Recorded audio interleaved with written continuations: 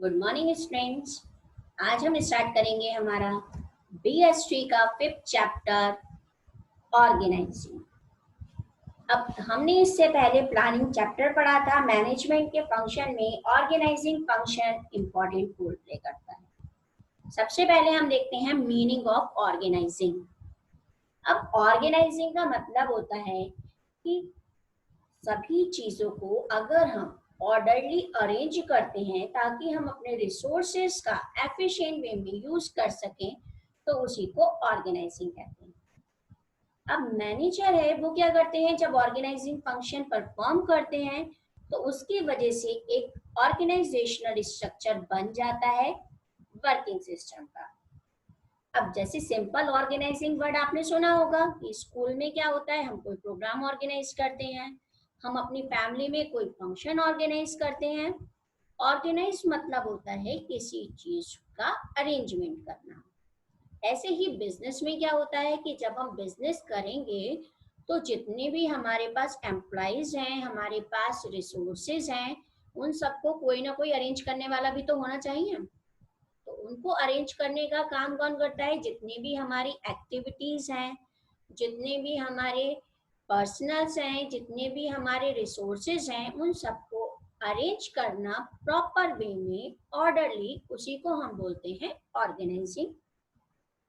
For example, जैसे हमारे school ने प्लान किया कि हम एनुअल फंक्शन कंडक्ट करते हैं, तो उसमें जितने भी टीचर्स होंगे, स्टूडेंट्स होंगे, उन सबको डिफरेंट ड्यूटीज असाइन कर दी जाती हैं। जितने रिसोर्सेज की नीड है उनको अरेंज किया जाएगा, एक कोऑर्डिनेटर अपॉइंट किया जाएगा जिसको की सारी रिपोर्ट करनी होगी कि कितना वर्क हो गया है, क्या हमारा पेंडिंग है।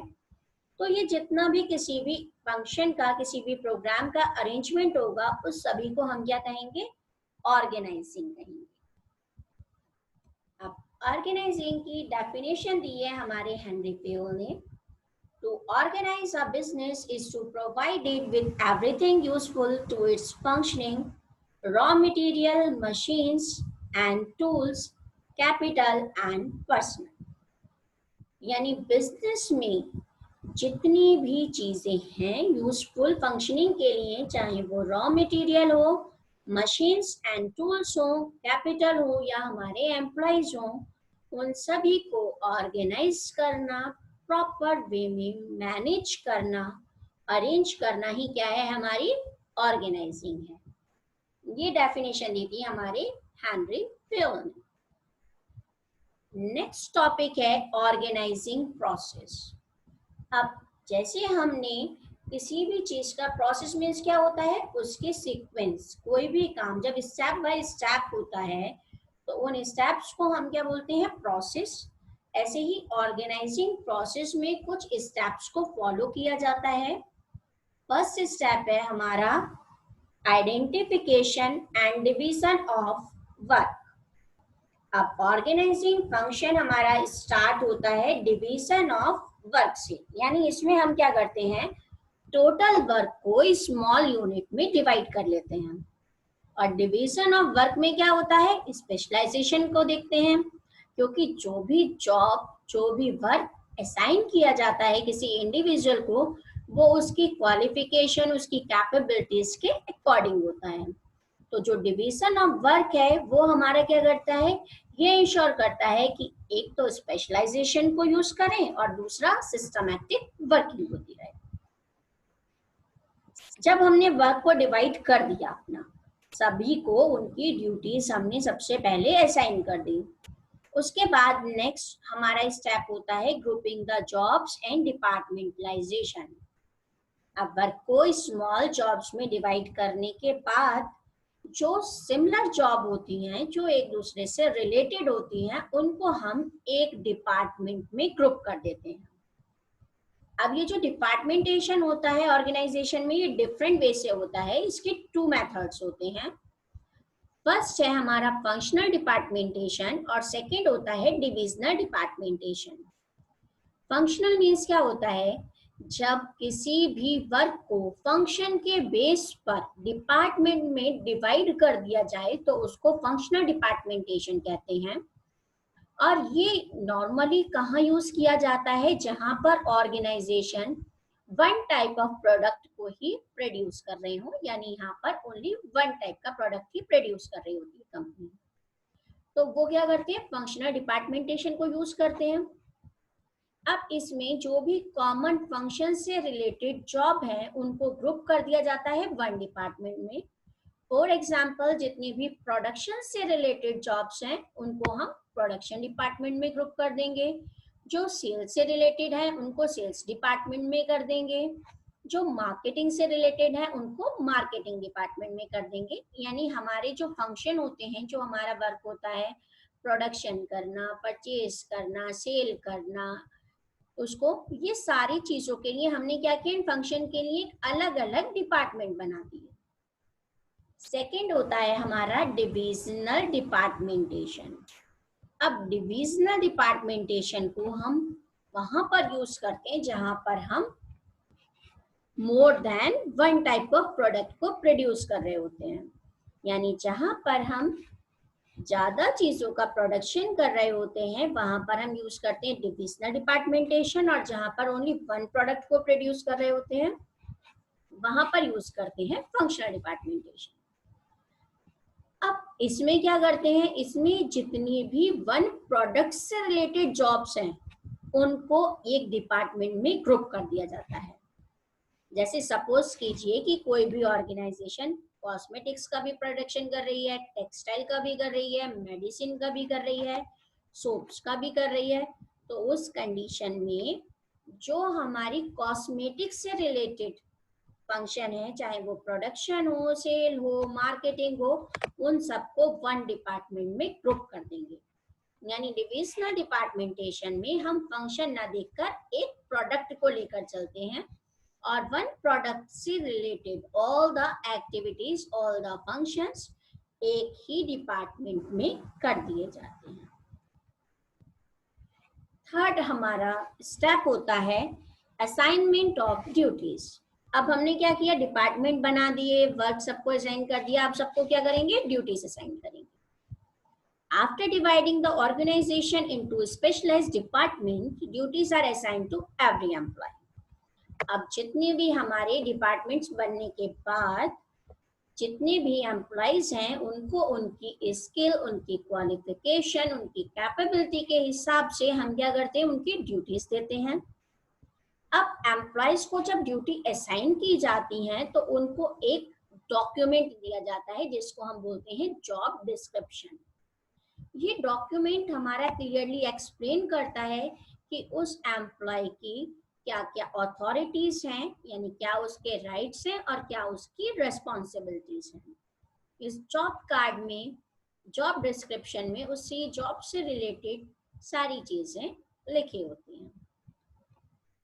फोर्थ स्टेप है हमारा एस्टैब्लिशिंग रिपोर्टिंग रिलेशन। अब रिपोर्टिंग स्टैंडर्ड मीन्स क्या, रिलेशन मीन्स क्या होता है, रिपोर्टिंग रिलेशनशिप मतलब होता है कौन किसको रिपोर्ट करेगा।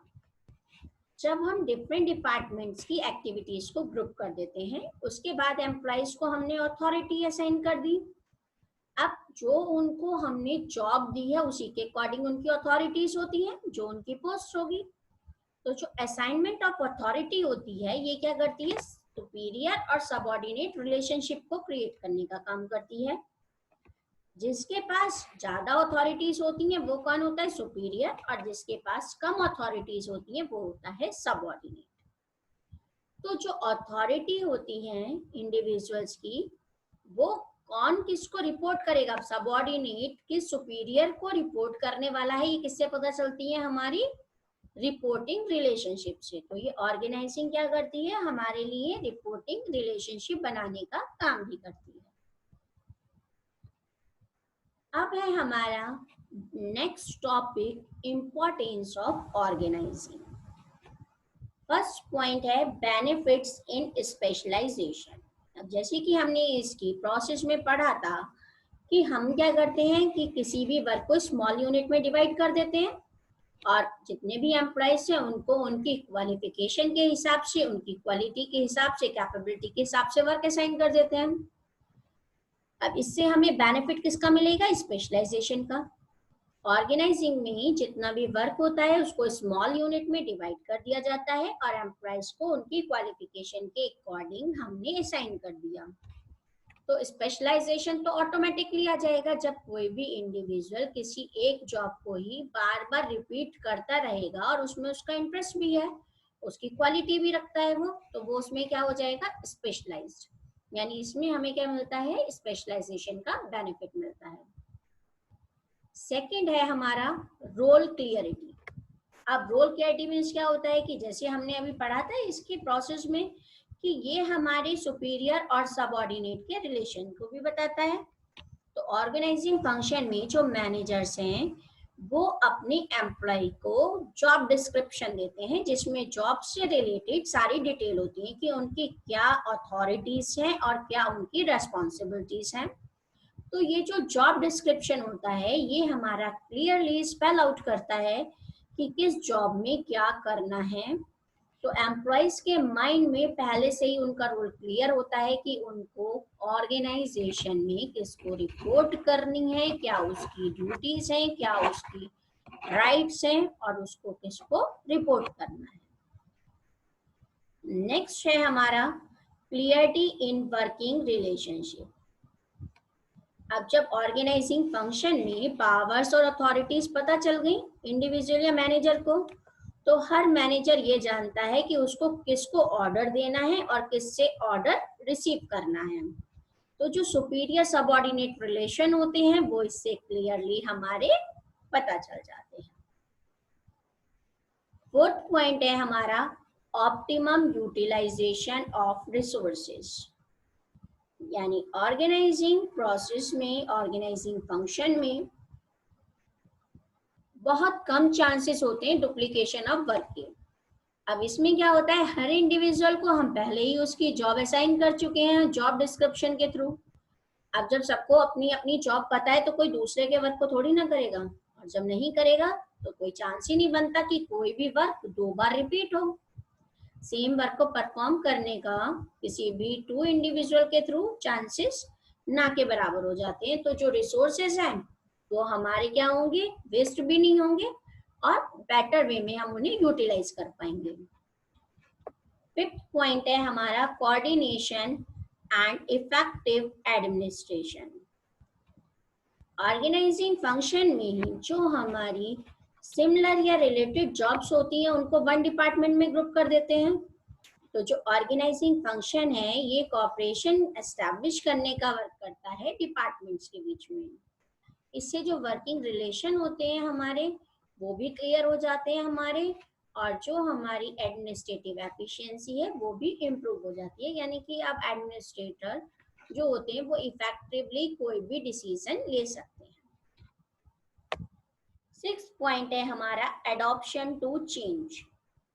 एडॉप्शन टू चेंज मीन्स क्या होता है कि अगर कभी भी हमें कुछ बिजनेस एनवायरनमेंट में चेंजेस होते हैं उसके अकॉर्डिंग हमें अपनी ऑर्गेनाइजेशन में चेंज करने हैं, तो हम उसको बहुत इजीली कर सकते हैं। क्योंकि यहाँ पर क्या होता है, सारे जितने भी डिपार्टमेंट हैं हमारे वो एक दूसरे से इंटर रिलेटेड होते हैं।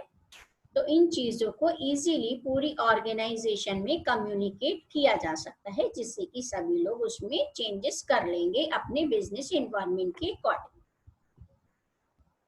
7th पॉइंट है हमारा एक्सपेंशन एंड ग्रोथ। अब अगर हमारे रिसोर्सेज ऑप्टिमम यूटिलाइज होंगे, डिवीजन ऑफ वर्क प्रॉपर होगा, तो कंपनीज क्या करेंगी, किसी भी चैलेंज को इजीली एक्सेप्ट कर सकती हैं, किसी भी चैलेंजिंग कंडीशन को फेस कर सकती हैं।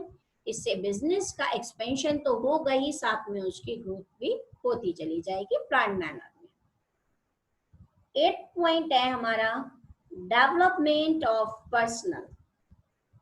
अब क्या होता है कि जो मैनेजर्स हैं वो क्या करते हैं, अपनी कुछ रेस्पॉन्सिबिलिटीज को डिलीगेट कर देते हैं अपने सबऑर्डिनेट को। डिलीगेट मीन्स होता है ट्रांसफर करना। तो जो उनके रूटीन नेचर की जॉब होती है वो उसे अपने सबऑर्डिनेट को ट्रांसफर कर देंगे। इससे वो क्या कर सकते हैं, कोई भी उनको टाइम मिल जाएगा न्यू मेथड्स या न्यू वे डेवलप करने का, किसी भी जॉब को परफॉर्म करने का। इस टाइम को वो यूज कर सकते हैं कोई भी इनोवेटिव न्यू टेक्नोलॉजीज को फाइंड आउट करने में, कंपनी की ग्रोथ के लिए कोई पॉलिसी बनाने में। तो डेलीगेशन एक तो हमारे मैनेजर्स के ऊपर से वर्कलोड को रिड्यूस करता है, और दूसरी तरफ हमारे क्रिएटिव वर्क को यूज करके हमारे जो रिसोर्सेस होते हैं उनको बेस्ट वे में यूटिलाइज करने में भी हमारी हेल्प करता है। नेक्स्ट टॉपिक है मीनिंग ऑफ ऑर्गेनाइजेशनल स्ट्रक्चर। अब ऑर्गेनाइजेशनल स्ट्रक्चर क्या होता है, जैसे जो मैनेजर्स हैं हमारे, वो ऑर्गेनाइजिंग फंक्शन को हमारे परफॉर्म करते हैं, तो उससे क्या होता है, जो ऑर्गेनाइजेशनल स्ट्रक्चर है वो ऑटोमेटिकली क्रिएट हो जाता है उनके वर्क करने के स्टाइल के बेस पर, जिसमें कि अगर हम किसी को जॉब पोजीशन, उसकी अथॉरिटी, रेस्पॉन्सिबिलिटी डिफरेंट एम्प्लॉयज की बता दें, उनके रिलेशन क्या है, किसकी रिपोर्टिंग करनी है, सब चीजें बता दें, तो वो ऑटोमेटिक क्या करता है, एक ऑर्गेनाइजेशनल स्ट्रक्चर को फॉर्म करने का काम करता है। इंपॉर्टेंस क्या होती है हमारी ऑर्गेनाइजेशनल स्ट्रक्चर की? फर्स्ट है, structure organises all the operation of business and ensure better flow of communication. यानी ऑर्गेनाइजेशन स्ट्रक्चर क्या करता है हमारा, ये जितने भी बिजनेस के ऑपरेशन होते हैं उनको प्रॉपर वे में ऑर्गेनाइज करने में हेल्प करता है, और ये इंश्योर करता है कि जो फ्लो ऑफ कम्युनिकेशन है वो बेटर वे में होता रहे। सेकेंड है, it makes easy to check the responsibility of everyone in the organization. अब इसमें जॉब डिस्क्रिप्शन के थ्रू हम क्या करते हैं, सभी को उनकी अथॉरिटीज और उनकी रेस्पॉन्सिबिलिटीज बता देते हैं, तो ये चेक करना बहुत इजी हो जाता है हमारे लिए कि किसकी रेस्पॉन्सिबिलिटी क्या है। थर्ड है हमारा, it helps to understand the working style of an enterprise. किसी भी ऑर्गेनाइजेशनल स्ट्रक्चर को देखकर हम उसके वर्किंग स्टाइल को भी इजीली समझ सकते हैं। फोर्थ पॉइंट है, it allow correlation and coordination among human, physical and financial resources. अब ये क्या करता है, हमारे जितने भी रिसोर्सेज हैं, चाहे वो ह्यूमन हो, फिजिकल हो या फाइनेंशियल हो, उनमें आपस में कोरिलेशन करने में या कोऑर्डिनेशन को बिठाने में हमारी हेल्प करता है। फिफ्थ पॉइंट है, it clearly explain the level of management and Spain control under each level. अब हमारे मैनेजमेंट के लेवल्स क्या हैं, स्पेन ऑफ कंट्रोल क्या चल रहा है हर लेवल पर, उसको बताने में भी हमारा ऑर्गेनाइजेशनल स्ट्रक्चर हमारी हेल्प करता है। अब meaning of span of management क्या होता है? स्पेन ऑफ मैनेजमेंट हमें ये बताता है कि कोई भी मैनेजर या कोई भी सुपीरियर इफेक्टिवली कितने एम्प्लॉइज को मैनेज कर सकता है, या किसी भी सुपीरियर के अंडर में कितने सबऑर्डिनेट होने चाहिए। जितने लोगों को वो इफेक्टिवली मैनेज कर सकता है कोई भी सुपीरियर, उसे हम बोलते हैं स्पैन ऑफ मैनेजमेंट। अब स्पैन ऑफ कंट्रोल डिपेंड करता है हमारा, फर्स्ट पॉइंट है, capacity and intelligence level of managers. अब कोई भी मैनेजर कितना स्मार्ट है, कितना इंटेलिजेंट है, इस पे डिपेंड करेगा हमारा स्पैन। अगर मैनेजर स्मार्ट और इंटेलिजेंट है तो वो ज्यादा लोगों को एक साथ टैकल कर सकता है, तो हमारा जो स्पैन होगा वो क्या होगा, लार्ज, यानी कि ज्यादा एम्प्लॉयज उसके अंडर में होंगे, ज्यादा नंबर ऑफ सबऑर्डिनेट उसके अंडर में काम कर सकते हैं इजीली, वो सबको हैंडल कर लेगा। सेकेंड है, the trust of managers in their employees. अब मैनेजर अगर अपने एम्प्लॉयज पर ट्रस्ट और फेथ रखता है तो उसका जो स्पेन होगा वो क्या होगा, लार्ज होगा, क्योंकि वो सब पे ट्रस्ट कर रहा है तो ज्यादा सबऑर्डिनेट अपने अंडर में रख सकता है, उनको उसके ऊपर ज्यादा ध्यान देने की जरूरत ही नहीं पड़ेगी। थर्ड पॉइंट है, द एम्प्लॉयज इंटेलिजेंस लेवल। अब ये जो हमारा स्पेन होता है ये डिपेंड करता है किस पे, एम्प्लॉयज के ऊपर भी।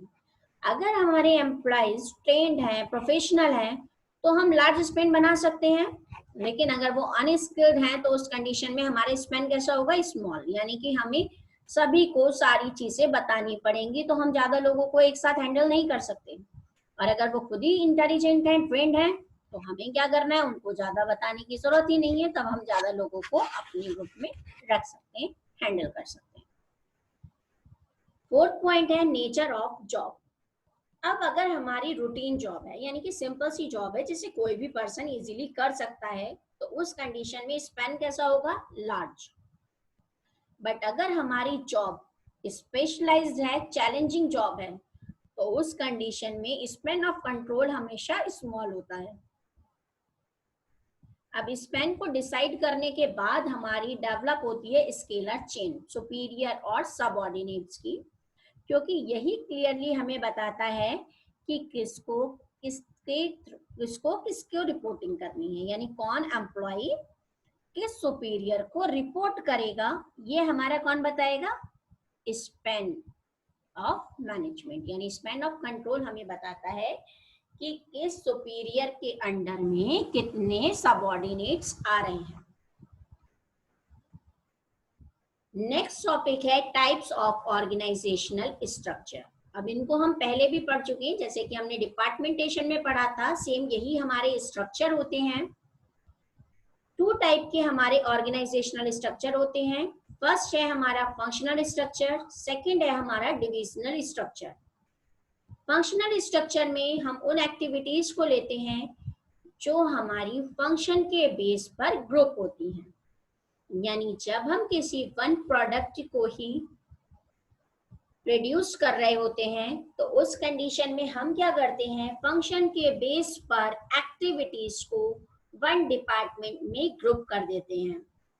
फॉर एग्जाम्पल, जितनी भी हमारी प्रोडक्शन से रिलेटेड जॉब्स हैं वो प्रोडक्शन डिपार्टमेंट में चली जाएंगी, सेल्स डिपार्टमेंट से रिलेटेड हमारी सेल में चली जाएंगी, परचेज से रिलेटेड सारी हमारी जॉब्स परचेज डिपार्टमेंट में, इसी तरीके से सब हमारी डिपार्टमेंट में डिवाइड हो जाती हैं।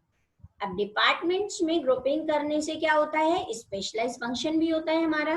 अब प्रोडक्शन डिपार्टमेंट है, हम उसको भी और पार्ट में डिवाइड कर सकते हैं, जैसे कि स्टोर डिपार्टमेंट है, क्वालिटी कंट्रोल डिपार्टमेंट अलग कर सकते हैं, असेंबली डिपार्टमेंट अलग कर सकते हैं। तो हमने क्या किया? उनके फंक्शन के बेस पर उनको एक अलग डिपार्टमेंट में डिवाइड कर दिया।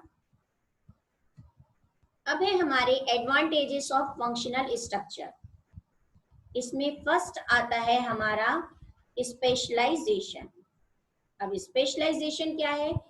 जब हमें पता है कि हमने फंक्शन के बेस पर लोगों को वन डिपार्टमेंट में डाल दिया, तो अगर कोई प्रोडक्शन डिपार्टमेंट का वर्क कर रहा है तो वो उसी डिपार्टमेंट में काम करेगा। अब प्रोडक्शन करते करते सेम जॉब को रिपीट करते करते वो उस चीज में क्या हो जाता है? स्पेशलाइज हो जाता है। तो फंक्शनल स्ट्रक्चर में हमें क्या होता है? स्पेशलाइजेशन का बेनिफिट भी मिलता है। सेकंड होता है हमारा इजी सुपरविजन। अब सुपरविजन का मीनिंग क्या होता है हमारा? अगर हमें चेक करना है किसी चीज को तो वो भी सुपरवाइजर इजीली कर सकते हैं। यानी इसमें क्या होता है हमारा कि सारे डिपार्टमेंट अलग अलग तरीके से अपनी जॉब को परफॉर्म कर रहे हैं, ठीक है। तो हम इसमें क्या करेंगे कि अगर हमें प्रोडक्शन डिपार्टमेंट में कुछ चीज चेक करनी है तो प्रोडक्शन डिपार्टमेंट में जाएंगे, उसको चेक कर लेंगे, और अगर सेल डिपार्टमेंट में चेक करनी है तो उनको कर सकते हैं हम। दूसरा इसमें हमें एडवांटेज मिलता है कि इसमें जितने भी डिपार्टमेंट्स होते हैं वो एक दूसरे पर डिपेंड होते हैं, ठीक है। तो इसमें क्या होता है कि सभी लोग जब सिमिलर टाइप की जॉब कर रहे होते हैं, वन फंक्शन को ही हमारे परफॉर्म कर रहे होते हैं, तो उन्हें सुपरवाइज करना या उनको गाइड करना काफी इजी हो जाता है। जैसे कि सपोज कीजिए हमें प्रोडक्शन डिपार्टमेंट वाले को कोई ट्रेनिंग देनी है, हम प्रोडक्शन की न्यू टेक्नोलॉजी को लाना चाहते हैं, तो हमें सारे डिपार्टमेंट से काम थोड़ी ना है, हम उनको सुपरवाइज या गाइड क्यों करेंगे? हम ओनली प्रोडक्शन डिपार्टमेंट के पास जाएंगे, उनको न्यू टेक्नोलॉजी बता देंगे, यानी सुपरविजन करना कुछ लोगों के लिए बहुत इजी हो जाएगा। थर्ड है हमारा इजी कोऑर्डिनेशन। अब अगर हम फंक्शनल स्ट्रक्चर की बात करते हैं तो इसमें क्या होता है, सारा काम हमारा फंक्शन के हिसाब से अलग अलग डिपार्टमेंट में डिवाइड हो जाता है और ये सभी एक दूसरे पर इंटरडिपेंडेंट रहते हैं। अब उनकी परफॉर्मेंस भी एक दूसरे पर डिपेंड करती है। फॉर एग्जाम्पल, प्रोडक्शन डिपार्टमेंट है वो परचेज डिपार्टमेंट पे रॉ मटेरियल के लिए डिपेंड होगा, जो हमारा प्रोडक्शन डिपार्टमेंट है वो फाइनल आउटपुट के लिए सेल डिपार्टमेंट प्रोडक्शन डिपार्टमेंट के ऊपर बेस हो गया हमारा। तो जब तक कि हमारा purchase department raw material purchase नहीं कर लेता प्रोडक्शन डिपार्टमेंट का प्रोडक्शन का काम नहीं चलेगा। जब तक प्रोडक्शन का वर्क कंप्लीट नहीं हो जाता, जब तक सेल डिपार्टमेंट आगे सेल नहीं कर सकता, तो उनके बीच में आपस में कोऑर्डिनेशन होना बहुत जरूरी है। ये उसको मेंटेन करने में हेल्प करता है। फोर्थ होता है हमारा, it helps in increasing managerial efficiency. अब जो मैनेजर्स है हमारे वन डिपार्टमेंट के, उनको सेम टाइप का ही function again and again perform करना होता है, तो वो भी क्या होते हैं, उसमें स्पेशलाइज हो जाते हैं और उनकी एफिशिएंसी भी इंक्रीज हो जाती है। जैसे कि अगर हमारा प्रोडक्शन डिपार्टमेंट है, तो प्रोडक्शन डिपार्टमेंट का मैनेजर प्रोडक्शन डिपार्टमेंट को ही देखेगा, सेल डिपार्टमेंट का मैनेजर सेल डिपार्टमेंट को देखेगा। तो जो मैनेजर जिस डिपार्टमेंट से रिलेटेड है, वो अगेन एंड अगेन उसी के लिए पॉलिसी बनाएगा, उसी के लिए काम करेगा, तो वो भी और एफिशिएंट हो जाएगा। नेक्स्ट है हमारा इफेक्टिव ट्रेनिंग। अब एम्प्लॉइज हैं, उनको ट्रेनिंग देना भी बहुत इजी हो जाता है, क्योंकि इसमें लिमिटेड टाइप की स्किल्स होती हैं। अब जैसे कि आपको पहले बताया था कि अगर कोई प्रोडक्शन डिपार्टमेंट का एम्प्लॉय है, उसको ट्रेनिंग देनी है, तो हम उसको ओनली प्रोडक्शन टेक्निक से सिखाएंगे, हम उसको सेलिंग से रिलेटेड ट्रेनिंग थोड़ी ना देंगे। जो व्यक्ति जिस डिपार्टमेंट से रिलेटेड होता है, हम उसको ट्रेनिंग भी उसी फील्ड की देते हैं, बाकी के फील्ड्स की नहीं देते। तो ट्रेनिंग हमारी क्या होती है और इफेक्टिव हो जाती है। अब इसके एडवांटेजेस क्या होते हैं हमारे फंक्शनल स्ट्रक्चर के, यही आपके डिटेल में दिए हुए हैं। नेक्स्ट है डिसएडवांटेजेस ऑफ फंक्शनल स्ट्रक्चर। पहले इनको हम शॉर्ट में देख लेते हैं। Difficulty in achieving organisations goal, decrease in coordination, departmental heads attitude, fourth है difficult to fix accountability, and fifth है इनफ्लेक्सिबिलिटी। अब इन्हीं को डिटेल में देखेंगे। फर्स्ट है हमारा difficulty in achieving organisation goal. अब डिपार्टमेंट में क्या होता है कि सभी लोग अपने काम में स्पेशलाइज होते हैं। अब अगर पूरी ऑर्गेनाइजेशन को देखा जाए, तो वो क्या होते हैं, पूरी ऑर्गेनाइजेशन से जुड़े हुए नहीं होते।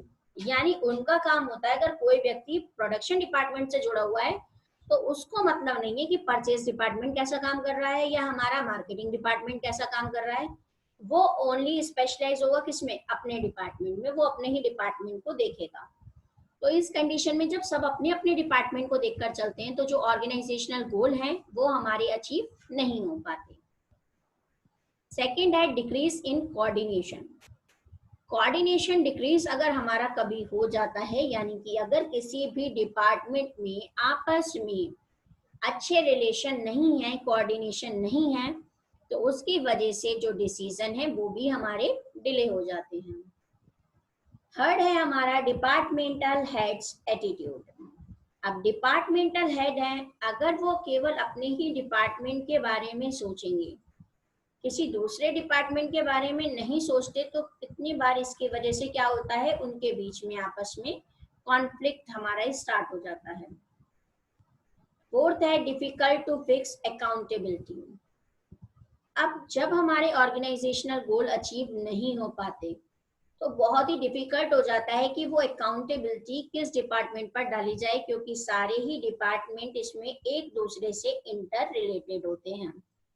किसी भी एक के ऊपर हम अकाउंटेबिलिटी नहीं डाल सकते। फिफ्थ पॉइंट है इनफ्लेक्सिबिलिटी। अब एम्प्लॉयज को हम क्या करते हैं, ओनली वन फंक्शन की ट्रेनिंग दे रहे हैं, तो जो डिपार्टमेंट है हमारे, उनको अगर किसी एक ही चीज की हम ट्रेनिंग दे रहे हैं और बाई चांस हमें उन्हें किसी दूसरे डिपार्टमेंट में शिफ्ट करना पड़ जाए, तो हम उनको इजीली शिफ्ट नहीं कर सकते। तो इसमें हमारी क्या होती है, इनफ्लेक्सिबिलिटी होती है, इसे चेंज करना इजीली अवेलेबल हमारे लिए सिंपल नहीं होता। सुटेबिलिटी क्या होती है, फंक्शनल स्ट्रक्चर हमारा सुटेबल होता है। एक तो लार्ज ऑर्गेनाइजेशन जो only one line of product को प्रोड्यूस कर रही है। सेकंड होता है वो ऑर्गेनाइजेशन जो हाई डिग्री ऑफ स्पेशलाइजेशन की रिक्वायरमेंट रखती है, वो इसको यूज करती है। अब है हमारा डिविजनल स्ट्रक्चर। डिविजनल स्ट्रक्चर में जो ऑर्गेनाइजेशन हमारी लार्ज साइज की होती हैं और more than one type of product को प्रोड्यूस कर रही होती हैं, वो लोग क्या करती हैं, वन प्रोडक्ट की एक्टिविटी को ग्रुप कर देती हैं वन डिपार्टमेंट में। जैसे कि अगर हम सोप, मेडिसिन, कॉस्मेटिक को प्रोड्यूस कर रहे हैं, तो जितनी भी एक्टिविटी मेडिसिन से रिलेटेड है वो हमारी ग्रुप हो जाएंगी मेडिसिन डिपार्टमेंट में, और जितनी भी एक्टिविटी कॉस्मेटिक से रिलेटेड है वो हमारी ग्रुप हो जाएंगी किसमें, कॉस्मेटिक डिपार्टमेंट में। अब इसके एडवांटेजेस क्या होते हैं? फर्स्ट है प्रोडक्ट स्पेशलाइजेशन। अब किसी भी वन टाइप ऑफ प्रोडक्ट की जितनी एक्टिविटीज हैं उनको हमने वन डिपार्टमेंट में ग्रुप कर दिया, तो इससे क्या होता है, हमारे प्रोडक्ट में भी स्पेशलाइजेशन आ जाता है। सेकेंड है फास्ट डिसीजन मेकिंग। अब इसमें जो डिसीजंस होते हैं वो बहुत ही फास्ट स्पीड से लिए जाते हैं, क्योंकि इसमें हमें किसी भी दूसरे डिपार्टमेंट पर डिपेंड होने की जरूरत नहीं होती। थर्ड है अकाउंटेबिलिटी। इस टाइप के स्ट्रक्चर में क्या होता है, किसी की भी अकाउंटेबिलिटी को फिक्स करना बहुत इजी होता है अगर हमारे जो ऑब्जेक्टिव या गोल हमारे अचीव नहीं हो पाते। फोर्थ पॉइंट है फ्लेक्सिबिलिटी। फास्ट डिसीजन हमें क्या करती है, फ्लेक्सिबल भी बनाती है, यानी अगर हमें कोई चेंजेस करने हैं अपने डिपार्टमेंट में तो हम उनको इजीली कर सकते हैं। फिफ्थ पॉइंट है expansion and growth. New departments अगर हमें ऐड करने हैं तो बिना किसी अदर डिपार्टमेंट को डिस्टर्ब किए हम इजीली न्यू डिपार्टमेंट अपना ऐड कर सकते हैं, तो ग्रोथ और एक्सपेंशन बहुत इजी हो जाता है हमारे लिए। नेक्स्ट है डिसएडवांटेजेस। फर्स्ट है मोर रिसोर्सेज रिक्वायर्ड। अब क्योंकि रिक्वायर सारे डिपार्टमेंट अलग हैं तो उन लोगों को सबको सेपरेट रिसोर्सेज की नीड होती है। सारी यूनिट हमारी इंडिपेंडेंटली वर्क करती हैं तो यहाँ पर रिसोर्सेज की रिक्वायरमेंट ज्यादा होती है। सेकंड है प्रोडक्ट फोकस डिपार्टमेंट। अब यहाँ पे हर डिपार्टमेंट का फोकस केवल अपने ही प्रोडक्ट पर रहता है। कॉमन ऑर्गेनाइजेशन गोल से उनको किसी को कोई मतलब नहीं होता। थर्ड है कॉन्फ्लिक्ट। अब कितनी बार एलोकेशन ऑफ रिसोर्सेज को लेकर उन लोगों के बीच में आपस में डिपार्टमेंट्स के बीच में क्या हो जाती है, कॉन्फ्लिक्ट भी हो जाती है हमारी। लास्ट टॉपिक है आज का सुटेबिलिटी। डिवीजन स्ट्रक्चर सुटेबल होता है उन ऑर्गेनाइजेशन के लिए जो मल्टी प्रोडक्ट को प्रोड्यूस कर रही हैं। सेकेंड है जो ऑर्गेनाइजेशन हमारी प्रोडक्ट स्पेशलाइजेशन चाहती हैं। थर्ड है ग्रोइंग कंपनीज के लिए जो हमारे फ्यूचर में और प्रोडक्ट लाइन को ऐड करने के बारे में प्लान कर रहे हैं। आज तक के लिए इतना ही टॉपिक रीड कीजिएगा। Thank you. अगर किसी को कोई डाउट है तो कमेंट करके जरूर पूछिएगा। आगे का चैप्टर नेक्स्ट वीडियो में करेंगे। Thank you.